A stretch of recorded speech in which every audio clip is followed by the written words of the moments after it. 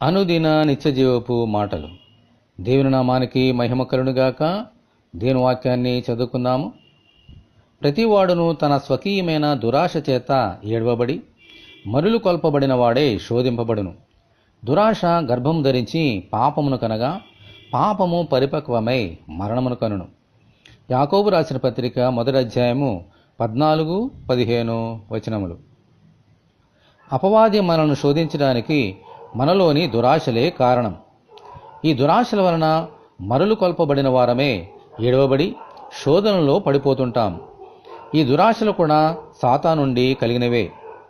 మంచి చెడు తెలివినిచ్చు ఫలములను తినవద్దని దేవుని చేత హెచ్చరింపబడినదైనను హవ్వ తన దురాశల చేత ఏడవబడి మరులు కొల్పబడినదే ఆ ఫలమును తిని దేవునికి వ్యతిరేకముగా పాపము చేసింది.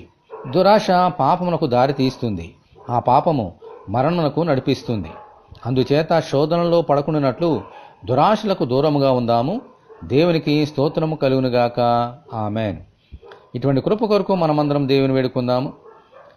శోధనను జయించిన ప్రభువా మీకు వందనములు.